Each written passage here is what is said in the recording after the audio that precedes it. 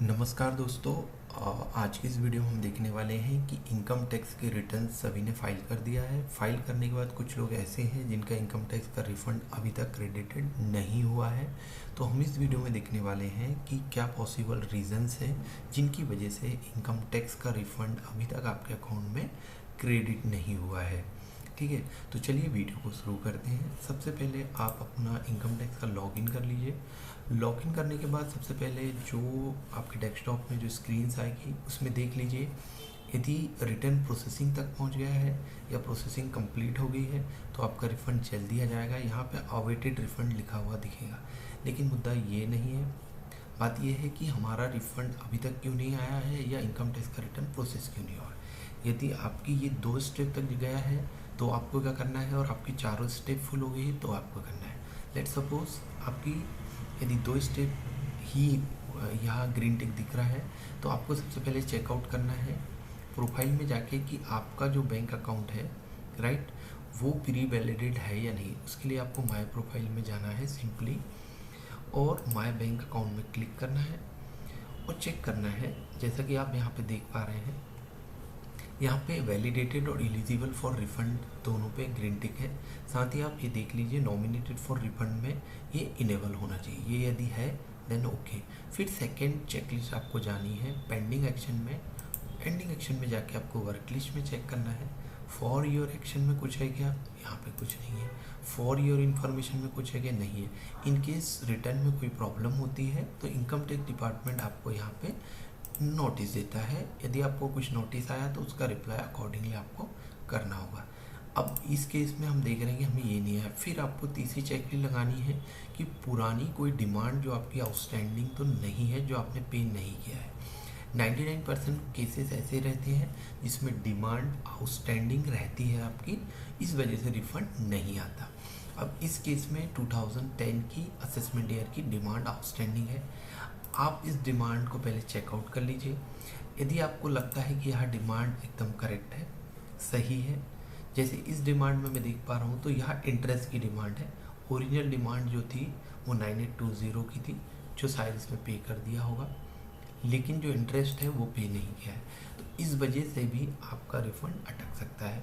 यदि आपको लगता है आपकी डिमांड करेक्ट है तो आप डिमांड को पे कर सकते हैं। यदि आप पे करना नहीं चाहते हैं तो आप अपने करंट ईयर जो अभी रिफ़ंड है करंट ईयर का, उस रिफ़ंड से भी इसे एडजस्ट करा सकते हैं। उसके लिए आपको सबमिट रिस्पॉन्स में जाना पड़ेगा, डिमांड इस करेक्ट करना पड़ेगा, नॉट पेड एड करना पड़ेगा राइट।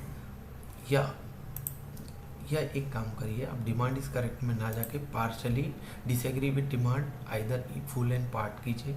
ठीक है, एट द रीज़न लिख लिए, जो भी रीज़न है इसमें अदर्स कर सकते हैं, आप अप्लाई करिए। ठीक है, उसके बाद आपको क्या करना है, रिप्लाई करना है। यहाँ पे 0 लिखिए और यहाँ पे लिख दीजिए we are ready for adjustment, we are here by requesting you to please adjust this outstanding demand with our existing refund या refund of financial year 22-23 assessment year 23-24। तो ईओ के पास यहाँ इन्फॉर्मेशन चली जाएगी। फिर जो आपका करंट ईयर का रिफंड है उससे उतना अमाउंट एडजस्ट करके रिमेनिंग आपको रिफंड हो जाएगा राइट। अब तीसरा है ई प्रोसीडिंग में कुछ है या नहीं, ये भी आपको चेक करना है। यदि यहाँ पे भी कुछ है तो आपका रिफंड नहीं आएगा। अब ये चेक लिस्ट आपने देख ली, इसके अलावा और क्या चीज़ें हम कर सकते हैं ये आपने देख लिया। इसके अलावा क्या कर सकते हैं, ये सब चीज़ होने के बावजूद भी आप एक ग्रेवेंस सबमिट कर सकते हैं फॉर प्रोसेसिंग द रिटर्न। इसके लिए आपको ई फाइलिंग चूज़ करना है। ठीक है, ई फाइलिंग चूज़ करके, सॉरी ई फाइलिंग नहीं, आपको सीपीसी में करना होगा। सीपीसी आईटीआर आपको चूज़ करना है यहाँ पे। ठीक है, उसके बाद आपको जाना है यहाँ पे प्रोसेसिंग, और यहाँ पे आपको जाना है अदर प्रोसेसिंग। ठीक है, कंटिन्यू करना है और आपको यहाँ पे सेलेक्ट कर लेना है कौन सा असेसमेंट ईयर है आपका, लेटेस्ट असेसमेंट ईयर है। यहाँ पे पूरा डिस्क्रिप्शन आप लिख दीजिए कि dear sir, I have filed my return on so and so dated and still my return is not processing. I am hereby requesting you to kindly process my return. In case आपकी outstanding demand है तो आप लिख सकते हैं I have paid my all the outstanding demand, या I have replied for outstanding demand and requesting for the adjustment with the current year refund. I am hereby requesting you to please adjust it and process my return. Right, तो income tax department वाला क्या करेगा, आपके return को ये acknowledge करेगा और इस बात को लेकर आपके रिटर्न को प्रोसेस करेगा। तो ये सारी चीज़ें आपको एक चेकलिस्ट के तौर पे देख के आपके रिटर्न को प्रोसेस करने के लिए ये चीज़ आपको हेल्प करेगी। अब एक चीज़ ये भी हो सकती है कि जब आपने रिटर्न फाइल किया है तो कोई इनकम मिस तो नहीं कर दी, तो आप वापस से सबसे पहले क्या करिए, अपने व्यू रिटर्न्स में जाइए और रिटर्न फॉर्म को ओपन कर लीजिए। ठीक है, इसमें सारी डिटेल्स होती है। इन द सेम टाइम आप क्या करिए, EIS-TIS जो है वो ओपन कर लीजिए। EIS-TIS में जो भी इनकम आपकी दी गई है या रिपोर्ट हुई है उस इनकम को आप टैली कर लीजिए जो आपने रिटर्न फाइल किया उससे। राइट, रिटर्न फाइल जो किया है उसकी थोरो एंड डिटेल आपको रिटर्न फॉर्म में, इस फॉर्म में मिल जाती है। राइट, इस फॉर्म में आपको पूरी डिटेल मिल जाएगी, आपने कहाँ कहाँ क्या क्या इनकम पुट की है। मैक्सिमम टाइम पे अदर सोर्स की कोई इनकम आपने स्किप कर दी होगी, है ना, या कोई शेयर ट्रेडिंग आपने किया होगा उसकी इनकम डिस्क्लोज करना मिस कर दिया होगा। ये सब रीज़न से भी आपका रिफंड नहीं आ सकता है। यदि आपको आइडेंटिफाई हो गया कि कोई मिस रिपोर्टिंग ऑफ इनकम है जो आपने नहीं की है, जो करना चाहिए था, तो उस केस में आपको क्या करना पड़ेगा, आपके रिटर्न को रिवाइज करना पड़ेगा। रिवाइज करने के लिए आप सिंपल फाइल रिटर्न्स में जाएंगे। ठीक है, अपना असेसमेंट ईयर ऑनलाइन सेलेक्ट करेंगे, आगे बढ़ेंगे और स्टार्ट करेंगे। इससे वो automatically revise return under section 139 subsection 5 में ले लेगा। इन केस आप इंडिविजुअल हैं, स्वयं नहीं कर पाते हैं, तो किसी चार्टर्ड अकाउंटेंट या टैक्स प्रोफेशनल की हेल्प ले सकते हैं। किस लिए, रिवाइज रिटर्न फाइल करने के लिए। बाकी जो प्रोसेस है, रिटर्न रिफंड नहीं आया उसके लिए क्या चेक करना है वो मैंने आपको बता दिया।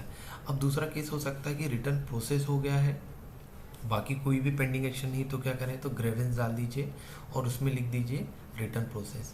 यदि प्रोसेसिंग कंप्लीट हो गई है तो आप यहाँ पे ग्रेवेंस डालिए CPC ITR को रिफंड नॉट क्रेडिटेड का, कि मेरा रिटर्न जो है वो प्रोसेस तो कंप्लीट हो चुका है और still my refund is not credited in my validated account. Still आपको उस केस में भी आपका बैंक अकाउंट को चेक करना है कि आपने उसको रिफंड के लिए इनेबल किया है या नहीं किया है, और चेक करना है कि आपके दोनों ब्लू टिक होना चाहिए वैलिडेटेड का। और भी पॉसिबल रीज़न ये हो सकता है कि आपका जो पैन कार्ड है वो बैंक से लिंक नहीं होगा।